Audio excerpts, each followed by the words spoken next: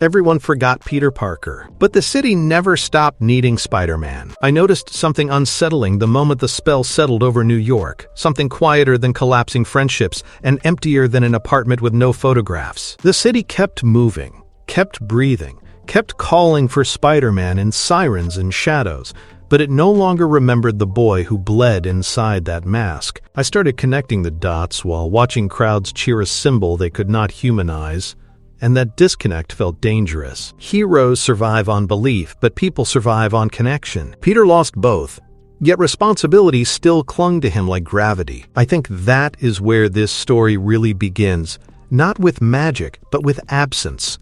A city forgetting a name creates space, and space always gets filled. Into that silent step men who sense truth without hearing it, politicians who weaponize fear, soldiers who replace mercy with bullets, and scientists who notice glitches others ignore. This is not just about Spider-Man being alone. It is about New York reorganizing itself around a missing anchor, and what happens when every moral compass nearby starts spinning, searching for north, and accidentally points at a kid nobody remembers. I felt that imbalance immediately, like standing on a bridge missing a bolt. Knowing weight would eventually test it, knowing time would not be kind. Knowing one forgotten life could quietly decide the fate of an entire city long before anyone realized the cracks were spreading beneath their feet in plain sight everywhere, always. When I started thinking about who would notice Spider-Man first without knowing Peter, my mind kept circling back to a man who listens to heartbeats the way others read faces. Matt Murdock does not remember Peter Parker, but his senses are not bound by memory alone. I imagine him standing across from Spider-Man in a dark alley, feeling something off in the rhythm under the suit. Not fear, not arrogance, but guilt layered with exhaustion and responsibility pressed so tightly together they sound like pain. Matt would feel that this is someone who chose loss repeatedly, someone who walks away from warmth on purpose. I think Daredevil becomes Spider-Man's quiet mirror, not preaching, not praising, just understanding. He would never say it out loud, but he would know this masked kid gave up a life he was allowed to have, and that recognition matters more than friendship. In a city obsessed with laws and loopholes, Matt teaches Peter something different. The rules of the street are written in consequences, not statutes. You save who you can, you don't abandon your soul, and you accept that being right does not mean being celebrated. I see Daredevil guiding Spider-Man without ever asking his name, proving that truth can exist even when identity is erased, and that moral clarity does not require memory, only empathy sharpened by suffering shared in silence between rooftops. Then there is Wilson Fisk, and I think the timing of his rise is no accident. New York, afraid of chaos, always reaches for strong hands when it forgets gentle ones. Fisk wears order like a tailored suit, promising safety while quietly redrawing the definition of justice. As mayor, he frames masked heroes as symbols of disorder, claiming they inspire imitation, not hope. I noticed how clever that argument sounds to people who only see damage, never sacrifice. Spider-Man becomes an easy target, a faceless threat in red and blue, disconnected from humanity because the city no longer remembers the human inside. Fisk does not know he is crushing a forgotten boy. He thinks he is fighting an idea. And that ignorance is his greatest flaw. By declaring Spider-Man an enemy of the city, Fisk creates pressure where there should be gratitude. He turns public fear into policy, and policy into persecution. I think about Peter hearing his name cursed on the news, knowing nobody remembers why he keeps showing up anyway. Fisk believes masks remove accountability, but he never considers that forgetting a man might remove mercy instead. Every law Fisk passes tightens around Spider-Man's chest, mistaking endurance for defiance. And in doing so, Fisk builds an enemy not fueled by revenge, but by responsibility, sharpened into something unbreakable, something far more dangerous than anger.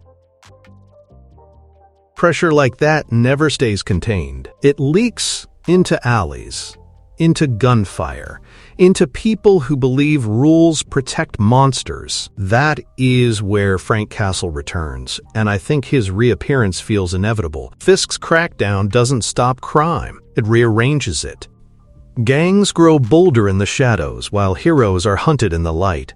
Innocent people pay the price, and Frank notices patterns the way soldiers always do. To him, Spider-Man represents hesitation, a hero who pulls punches while bodies keep dropping. I imagine their clash not as hatred, but as disappointment aimed in both directions. Frank sees Spider-Man saving criminals who will hurt again. Peter sees Frank ending lives that cannot be undone. Kill versus no kill sounds simple until you watch both choices fail someone. This conflict tests Peter in ways no villain ever could. It asks whether being a hero is about outcomes or principles, about numbers or souls. I think Peter realizes here that being human is harder than being heroic. You can lift buildings, but you cannot lift guilt. You can stop bullets, but you cannot stop grief once it starts. Frank forces Peter to confront the cost of mercy, and Peter forces Frank to remember the cost of losing it. Neither walks away unchanged, and the city trembles under the weight of their unresolved argument. While fists and ideologies collide on the streets, someone else is watching from above, not with judgment, but curiosity. Bruce Banner studies patterns the way others study stars, and I think he notices something wrong with New York long before anyone admits it. People know Spider-Man exists, but their memories slide off the man beneath the mask like water. To a scientist, that is not normal forgetfulness. It is a flaw in reality's stitching.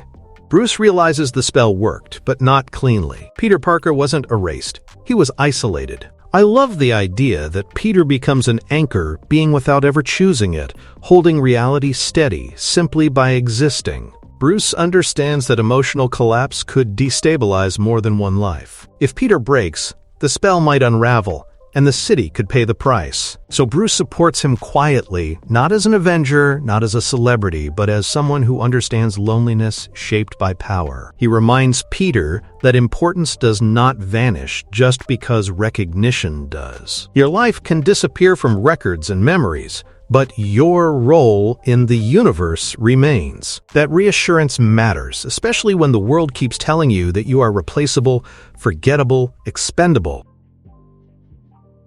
Everything converges when Fisk pushes too far. Declaring Spider-Man a public enemy ignites tensions already primed to explode. Daredevil uncovers Fisk's crimes not in court, but through blood trails and broken deals, exposing the hypocrisy behind the polished speeches. Punisher dismantles Fisk's criminal networks with brutal efficiency, proving that banning masks never stopped violence, only redirected it. Hulk steps in when chaos threatens to swallow the city whole, holding collapsing structures together while panic screams below. And at the center of it all is Peter, watching every side of the argument play out through consequences. I think this is where he understands his place clearly for the first time since being forgotten. He is not here to be thanked or remembered or forgiven. He is here because someone has to choose the right thing without applause. The city doesn't need Peter Parker's name. It needs Spider-Man's restraint. It needs someone who refuses to become what fear demands. In that realization, the pain doesn't vanish, but it finally makes sense, aligning purpose with sacrifice in a way that feels tragically peaceful. The final image that sticks with me is quiet. Peter alone on a college rooftop, city lights flickering like uncertain stars. He holds the mask, not as a symbol, but as a choice he keeps making. No Avengers, no headlines, no one waiting at home. Just responsibility, heavy and familiar. His inner voice isn't angry anymore. It's steady. This is his brand new day.